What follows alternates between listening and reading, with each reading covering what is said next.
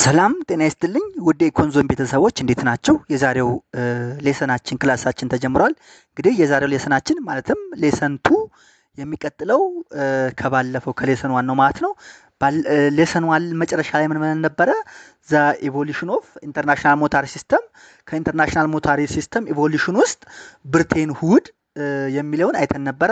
እንዴት ተመሰረተ፣ ለምን ተመሰረተ፣ አላማው ምንድነው የሚለውን አይተን ነበረ።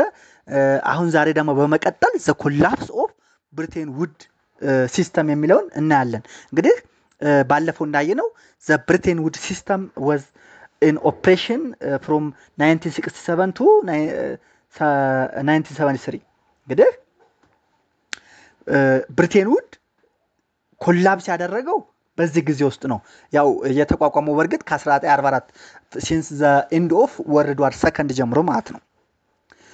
The beginning of the events that led to the breakdown of the Bretton Woods is usually identified as the devaluation of pound sterling in 1967, which could not be averted even with substantial help from the United States and other countries. እንግዲህ የብሪቴን ውድ ሲስተም ኮላፕስ ማድረግ የጀመረው በ1967 the devaluation of pound sterling ሆኖ ነበረ። ከዛ ጀምሮ ምን ማለት ጀመረ ማለት ነው? ኮላፕስ ማድረግ ጀመረ። The beginning of the event that led to the breakdown of the Bretton Woods is usually identified as the devaluation of pound sterling in 1967, which could not be averted even with the substantial help from the United States and other countries. እንግዲህ ብሪቴን ውድ ሲስተም ኮላፕስ ማድረግ የጀመረው በምን ምክንያት ነው ብንባል the devaluation of pound sterling in 1967 ነው ብለን መናገር እንችላለን ማለት ነው። The problem was aggravated by oil price increase of 1973-74, increase in commodity price, deterioration of terms of trade of oil importing countries and appreciation of US dollar. እንግዲህ በ1967 ጀምሮ የፓውንድ ስተርሊንግ ዲቫሉ ሲደረግ የጀመረው ብሪቴን ውድ ሲስተም ኮላፕስ በ1973 እስከ 74 በቃ አግራቬትድ የሆነበት ምክንያት ደግሞ ምንድነው? አንደኛው ኦይል ፕራይስ ኢንክሪዝ ነበር። በጣም የኦይል ዋጋ 1973-74 በጣም ጨምሮ ነበረ። አግራቬት ያደረገበት ምክንያት አንደኛ ኦይል ፕራይስ ኢንክሪዝ ነበረ፣ ሁለተኛ ዱቱ ኦይል ፕራይስ ኢንክሪዝ እሱን ተከትሎ ኢንክሪዝ ኢን ኮሞዲቲ ፕራይስ ነበረ። ኮሞዲቲ ፕራይስ ጨምሯል። ኦይል ፕራይስ ብቻ አልነበረም የጨመረው፣ ኮሞዲቲ ፕራይስም ጨምሮ ነበረ። ሁለት ዲቶሬሽን ኦፍ ዘ ተርምስ ኦፍ ትሬድ ኦፍ ኦይል ኢምፖርቲንግ ካንትሪስ። እንግዲህ ኦይል ሲወደድ ኦይል ኢምፖርቲንግ ካንትሪስ ባላንስ ኦፍ ፔመንታቸው ሆነ ዲቶሬት ሆነ ሊስተካከል አልቻለም። እና መጨረሻ ላይ ደግሞ የአሜሪካ ዶላር ምን ሆነ? አፕሪሼት ብሏል። ከረንሲው ቫልዩ ምን ሆኗል? ጨምሮ ነበረ። ስለጨመረ due to those four reasons, which means increase in oil price, increase in commodity price, deterioration of the term of trade of oil importing countries and appreciation of dollar, the US dollar, 1973 to 1974, the problem of the collapse of Bretton Woods system was aggravated. በ1967 የጀመረው በ1973-74 ሙሉ በሙሉ ምን ወደ ኮላፕስ ሄደ ማለት ነው። The fundamental case of the collapse of the Bretton Woods is related to fundamental ኬዞቹ ከምን ጋር የተገናኙ ናቸው? አንደኛው አጀስትመንት ፕሮብለም ነው። አጠቃላይ ሶስት ፕሮብለም አለ። መጀመሪያ ታስታውሱ ከሆነ አንድ ከረንሲ ጉድ ነው የሚባለው ፈርስት ሌሰን ላይ እንዳየነው አጀስትመንት ሊኩዊዲቲ ኤንድ ኮንፊደንስ ብለን ነበረ። ጉድ አይኤምኤሱ ኢንተርናሽናል ሞኔታሪ ሲስተሙ ጉድ ነው እንድባል አጀስትመንቱን ሊኩዊዲቲውና ኮንፊደንሱን አይተን ነበረ። ስለዚህ ፋንዳመንታል ኮላፕስ ኦፍ ዘ ብሪቴን ውድ ሲስተም ዋዝ ሪሌትድ ቱ ዘስ ስሪ ክራይቴሪያስ። የመጀመሪያው አጀስትመንት ፕሮብለም ነበረ። ዛት ኢዝ ላክ ኦፍ አጀስትመንት ሜካኒዝም ነበር። ኢንዲቪጁዋል ካንትሪዝ ሃድ prolonged balance of payment deficit or surplus. አንዳንዶቹ በጣም የተራዘመ balance of payment deficit ላይ ነበሩ፣ አንዳንዶቹ ደግሞ surplus ነበሩ። this was particularly true for the United States. ዩናይትድ ስቴትስ ዲፊት ነበረች። ዌስት ጀርመን ደግሞ ምን ነበረች? ሰርፕለስ ነበረች። ሶ this adjustment problem was the fundamental case for the collapse of Britain Woods system. ይሄ አጀስትመንት ፕሮብለም ዲፊሲት ካንትሪዎችም ለተራዘመ ጊዜ ዲፊሲት ሆኖ ቀጠሉ። ሰርፕለስ ኔሽንም ለተራዘመ ጊዜ ሰርፕለስ ሆኖ ቀጠሉ። አጀስት ማድረግ አልቻሉም። ባላንስ ኦፍ ፔመንታቸውን አጀስት ማድረግ አልቻሉም። አጀስት ካላደረገ ደግሞ አጀስትመንት ፕሮብለም አለ ማለት ነው። አንድ ሁለተኛው ሊኩዊዲቲ ፕሮብለም ነው። ዛት ኢዝ አንአቬይላቢሊቲ ኦፍ ኢንተርናሽናል ሪዘርቭ። ኢንተርናሽናል ሪዘርቭ ያኔ ጎልድ ነበረ አልነበረም? ኢንተርናሽናል ሪዘርቭ አልነበረም። ስለዚህ ሊኩዊድ አልነበሩም ማለት ነው። ሊኩዊዲቲ ፕሮብለም ነበረ ማለት ነው። ሶስተኛው ኢቭን ኮንፊደንስ ፕሮብለም ነበረ። ዛት ኢዝ ባላንስ ኦፍ ፔመንት ዲፊሲት ፐርሲስትድ ኤንድ ዚስ አንደርማይንድ ኮንፊደንስ ኢን ዶላር። የዶላርን ኮንፊደንስ ምን ሆኗል? አንደርማይንድ ሆኗል። ዘ ባላንስ ኦፍ ፔመንት ዲፊሲት ፐርሲስትድ ኤንድ ዚስ አንደርማይንድ ኮንፊደንስ ኢን ዶላር ዲው ቱ ዘስ ፕሮብለምስ ዊች ሚንስ አጀስትመንት ፕሮብለም፣ ሊኩዊዲቲ ፕሮብለም ኤንድ ኮንፊደንስ ፕሮብለም the collapse of Britain Woods system was aggravated. just fundamental case ሆኑ ማለት ነው። እንግዲህ 1973 ላይ ምን ሆነ ማለት ነው? ብሪቴን ውድስ ሲስተም የሚባለው ኮላፕስ አደረገ፣ ወደቀ። በዘረዘርናቸው ምክንያቶች እንትን አለ፣ ተነሳ። የተነሳበት ምክንያት ያው ፓውንድ ስተርሊንግ ምን ሆነ? ዲቫልዩ ሲደረግ ነው። ከዛ በሶስቱ ምክንያቶች እንትን አለ። ፋይናሊ 1973 ላይ ምናምን ወደቀ። ሌላው 1973 ላይ እንግዲህ the present 1973 onwards managed floating or hybrid system የሚለው ኢቮልቭ አደረገና የከረንት ኢንተርናሽናል ሞኔታሪ ሲስተም ሆነ ማለት ነው። the present or 1973 onwards ሲስተም ምን ይባላል? managed floating or hybrid system ይባላል። allow the currencies to float but intervention in foreign exchange market by monetary authorities to smooth out short-term fluctuation without attempting to affect the long-run trending exchange rate. ምን ማለት ነው? እንግዲህ managed floating or hybrid system የሚባለው ከረንሲውን ፍሎት እንዳደርግ ምን ታደርጋለህ? አለው ታደርጋለህ። ነገር ግን ምን ታደርጋለህ?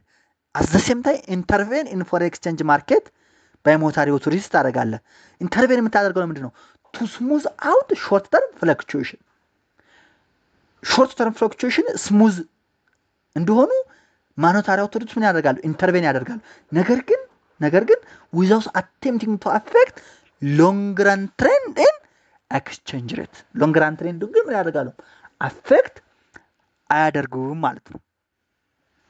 In other words, ሌላ አገላለጽ the exchange rate are flexible through the force of demand and supply with occasional intervention to stabilize the rates.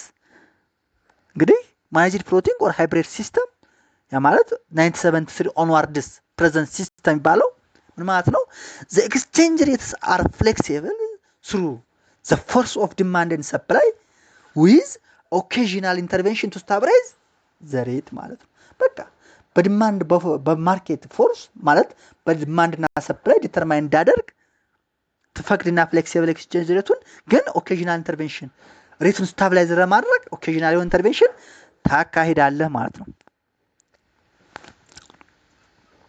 እንግዲህ ከዚህ በመቀጠል the international monetary fund የሚለውን እንዴ ኢንተርናሽናል ሞኔታሪ ፈንድ ኪ ኢንተርናሽናል ፋይናንሻል ኢንስቲትዩሽንስ ምን አየን? አሁን እስካሁን ኢንተርናሽናል ሞኔታሪ ሲስተም አየን።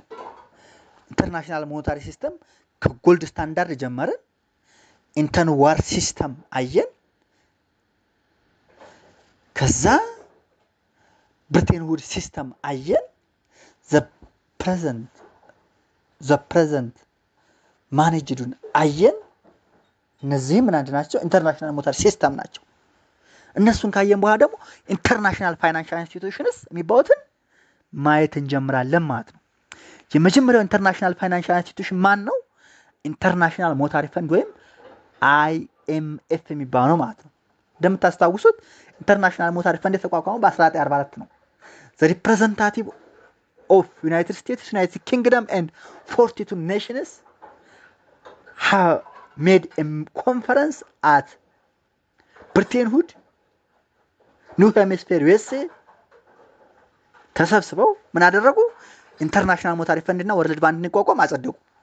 IMF was formed in 1944 at the Bretton Woods Conference primarily by the idea of Harry Dexter White and John Maynard Keynes and come into formal existence in 1945 with 29 member countries. IMF 1944 በብሪተን ውድ ኮንፈረንስ ነው የተመሰረተው። የሐሳቡ ምንጮች ደግሞ ማን ናቸው? ሄሪ ዲክስተር ዋይት እና ጆን ማሪያር ኬንስ ናቸው። እና ፎርማል ኤግዚስተንስ 1945 with 29 ሜምበር ካንትሪስ ተመሰረተ ማለት ነው። ጆን ማሪያር ኬንስ እንደምታስታውሱ ዘ ፋዘር ኦፍ ማክሮ ኢኮኖሚክስ የሚባለው ማለት ነው። ኢንትሮዳክሽን ቱ ኢኮኖሚክስ ላይ አይተነዋል። currently it has 198 member countries and its headquarters is based in ዋሽንግተን ዲሲ ዲስትሪክት ኦፍ ኮሎምቢያ ነው ማለት ነው። በአሁኑ ሰዓት IMF 198 ሜምበር ካንትሪዎች አሉት። ሄድኳርተሩም ዋሽንግተን ዲሲ ነው። its main aims are ዋና ዓላማው to foster global monetary cooperation, secure financial stability, facilitate international trade and sustainable economic growth, and reduce poverty around the world while periodically depending on the World Bank for its resource. የIMF main aim ብንባል አንደኛ to foster global monetary cooperation, secure financial stability, financial facilitate international trade and sustainable economic growth, and reduce poverty around the world while periodically depending on World Bank for its resource ነው ማለት ነው። ሜን ኤሙን ብንጠይቅ እነዚህ ናቸው። it now plays a central role in the management of balance of payment difficulties and international financial crisis. በአሁኑ ሰዓት IMF plays a central role in management of the balance of payment difficulties and international financial crisis ያደርጋል ተብሎ ይታመናል። ግን እውነት ያደርጋል ወይ ሌላ ጥያቄ ነው። እንግዲህ ምናልባትም የባሰ ቀውስ ሊፈጥር ይችላል። ለምሳሌ ኢትዮጵያ ባለፈው በጀት ዲፊሲት አጋጥሟት ከረንሲያችሁ ምን አድርጉ ነው የተባልነው? ዲፕሪሼት አድርጉ ነው የተባልነው። አክቹአሊ ዲፕሪሼት አደረግን፣ የመጣውን ነገር አይተነዋል። ዙሮ ምንድነው ባላንስ ኦፍ ፔመንት ዲፊካልቲ ስላለ ትሬድ ዲፊሲት ስላጋጠመን ነው እንደዛ አይነት አድቫይስ ይሰጣሉ።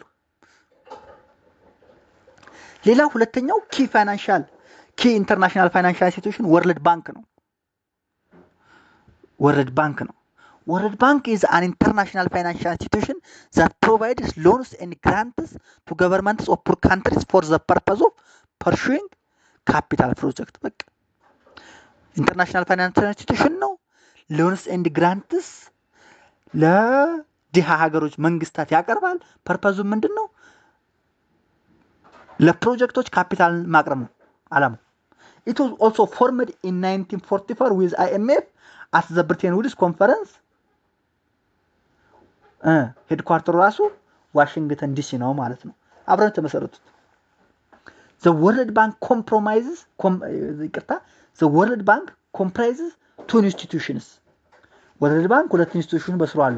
The International Bank of Reconstruction and Development IBRD የሚባውና The International Development Association IDA የሚባሉት የወርልድ ባንክ ሁለት ኢንስቲትዩሽኖች ናቸው። የወርልድ ባንክ ሁለት ኢንስቲትዩሽኖች እንባል ኢንተርናሽናል ባንክ ኦፍ ሪኮንስትራክሽን ኤንድ ዴቨሎፕመንት ኤንድ ኢንተርናሽናል ዴቨሎፕመንት አሶሲዬሽን ብለን መመለስ መቻል አለብን ማለት ነው። The World Bank is the component of the World Bank Group, which is an extended family of the 5 international organizations and parent organization of the World Bank. The collective name given to the first two listed, IBRD, International Bank of Reconstruction and Development, and International Development Association. The additional 3 are እንግዲህ ወርልድ ባንክ የምንለው ወርልድ ባንክ ግሩፕን የያዘ የአምስት ኦርጋናይዜሽኖች መጠሪያ ነው። the collective name given to the first two listed and the additional 3 የሚባሉት ኢንተርናሽናል ፋይናንሻል ኮኦፕሬሽን ኤፍሲ የሚባል ኢንተርናሽናል ፋይናንስ ኮኦፕሬሽን የሚባል መልቲላተራል ኢንቨስትመንት ጋራንቲ ኤጀንሲ ሚጋ የሚባል አለ and ኢንተርናሽናል ሴንተር ፎር ሴትልመንት ኤንድ ኢንቨስትመንት ዲስፒዩት ICSID የሚባል አለ። ስለዚህ እነሱ ለነዚህ ለአምስቱ የተሰጠ ስያሜ ወርልድ ባንክ ግሩፕ ወርልድ ባንክ ይባላል ማለት ነው። ይሄ እንደዚህ ካየን the key international financial institutions international monetary fund and world bank ካየን international capital flow and multinational corporation የሚለውን እናያለን ማለት ነው። international capital flow and multinational corporation. The traditional literature has long assumed that factors of production are mobile within countries. Traditional literature factors of production mobile within countries ናቸው አሱም ያደርጋሉ። But immobile between countries, however, today there is a movement of resource from one country to another. The traditional literature has long assumed that factor of production are mobile within countries but immobile between countries. Within countries mobile ናቸው between countries ግን አይደሉም። today's world ጋር ግን the movement of resources from one country to another አለ እውነት ነው። We shall also focus on multinational corporations or multinational enterprises or transnational corporations or enterprises since they are important vehicles for the movement of foreign direct investment FID የሚባለው ማለት ነው። ስለዚህ ፎከስ የምናደርገው ምንድነው? multinational corporations ወይንም multinational enterprises ወይንም transnational corporations or enterprises ምን እናደርጋለን? ፎከስ እናደርጋለን። ለምን ፎከስ የምናደርግ ከተባለ they are an important vehicle for movement of foreign direct investment። እንግዲህ foreign direct investment የሚባለው ሙቭ የሚያደርገው በእነዚህ multinational corporations, multinational enterprises, transnational corporations or enterprises አማካኝነት ስለሆነ our focus is depend on those institutions ማለት ነው። These terms are all refers to the same phenomena. እነዚህ ስሞች አንድ አይነት ትርጓሜ ያላቸው production is taking place in plants located in one or more countries but under the supervision and general direction of the headquarters located in one currency. ዝሮ ምንድነው እንግዲህ ፕሮዳክሽን ምርት የተለያየ ቦታ ላይ የተለያየ ሀገር ላይ ሊካሄድ ይችላል። ከአንድ ወይም ከሁለት በላይ ሀገሮች በላይ ሊካሄድ ይችላል።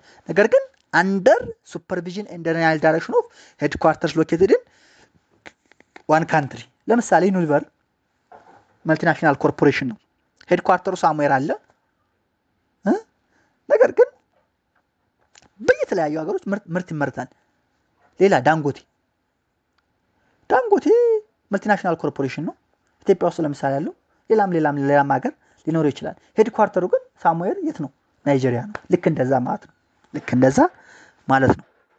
መልቲናሽናል ኮርፖሬሽንስ are firms that own, control or manage production and distribution facilities in different countries.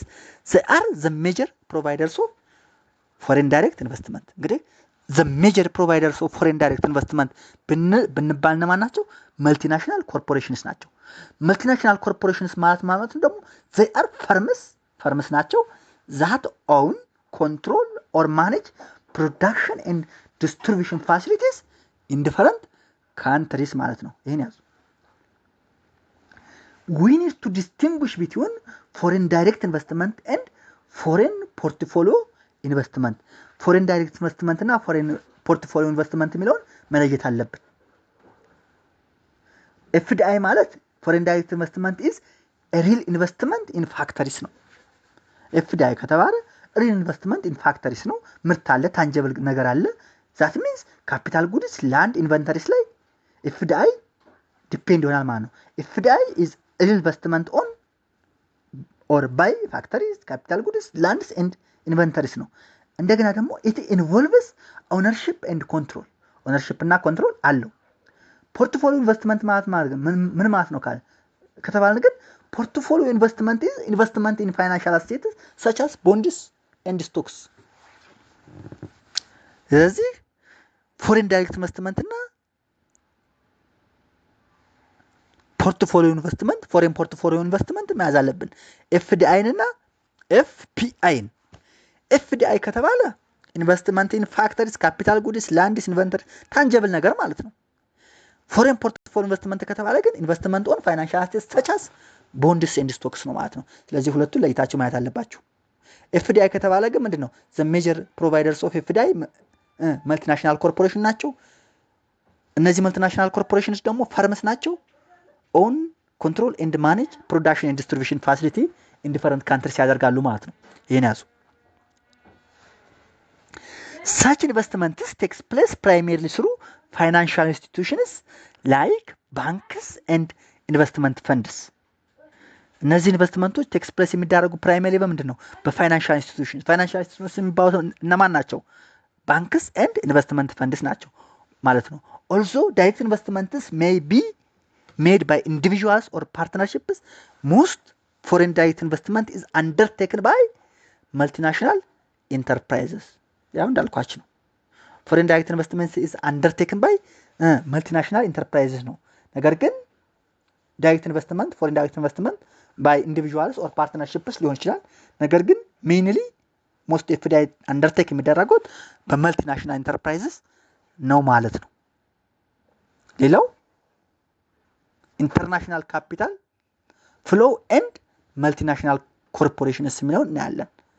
ኢንተርናሽናል ካፒታል ፍሎ ኤንድ መልቲናሽናል ኮርፖሬሽንስ። እንግዲህ ኢንተርናሽናል ካፒታል ፍሎ ምንድን ነው? መልቲናሽናል ኮርፖሬሽን ምንድን ናቸው የሚለውን አየን። ስለዚህ አብረን እናያለን ማለት ነው። ዳይሬክት ኢንቨስትመንት ኢዝ ታይፒካሊ ኢንዱስትሪ ስፔሲፊክ። ዳይሬክት ኢንቨስትመንት ማለት ኢዝ ታይፒካሊ ኢንዱስትሪ ስፔሲፊክ ቴኪንግ ቱ ፎርምስ ሆሪዞንታል ኤንድ ቨርቲካል ኢንተግሬሽን። ሁለቱ ፎርሞቹ ሆሪዞንታል እና ቨርቲካል ኢንተግሬሽን ይባላሉ። ላርጅ ኮርፖሬሽንስ ኢንተግሬት ሆሪዞንታሊ by opening new subsidiaries in various parts of the world. In other words, it is the production abroad of differentiated product that is also produced at home ማለት ነው።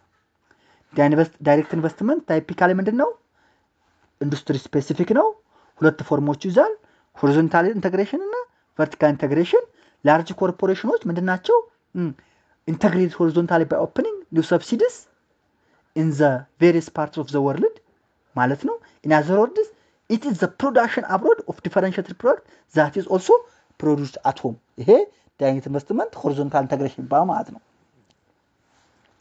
ቨርቲካል ኢንተግሬሽን ከሆነ ግን ቨርቲካል ኢንተግሬሽን is the expansion of the firm backward or forward። ቨርቲካል ከሆነ ግን ኤክስፓንሽኑ ምንድን ነው? backward or forward ሊሆን ይችላል ማለት ነው። expansion backward expansion involves the supply of its own raw material and intermediary products። backward expansion ማለት የራሱን raw material እና intermediary product ምን ያደርግ ነው? ሰፕላይ ሲያደርግ ነው። while expansion forward ሲሆን ደግሞ it involves the provision of its own sales and distribution networks። እንግዲህ ቨርቲካል ኢንተግሬሽን አለ። ያ ቨርቲካል ኢንተግሬሽን ኤክስፓንሽን ባክዋርድ እና ኤክስፓንሽን ፎርዋርድ ተብሎ በሁለት ይከፈላል።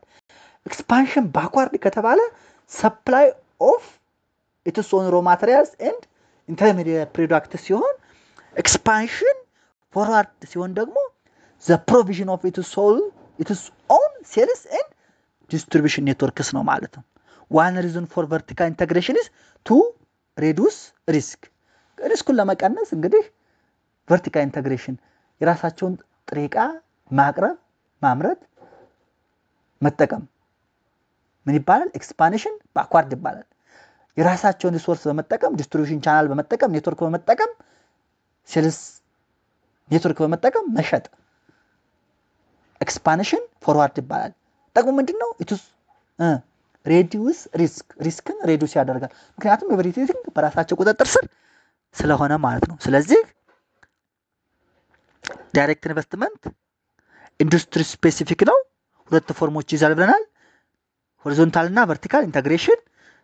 ሆሪዞንታል ኢንተግሬሽን ማለት ነው ኦፕኒንግ ኒው ሰብሲዲስ ኢን ቬሪየስ ፓርትስ ኦፍ ዘ ወርልድ፣ ተመሳሳይ የሆኑ ቬሪየስ ፓርትስ ኦፍ ዘ ወርልድ መክፈት ነው። ወይ ማለት ዘ ፕሮዳክሽን ኦፍ አብሮድ ዲፈረንሺየትድ ፕሮዳክት ዛት ኢዝ ኦልሶ ፕሮዱስድ አት ሆም። አገር ውስጥ የሚመረተውን ለምሳሌ ኢትዮጵያ የሚመረተውን ኬንያ ማምረት ነው ሆሪዞንታል።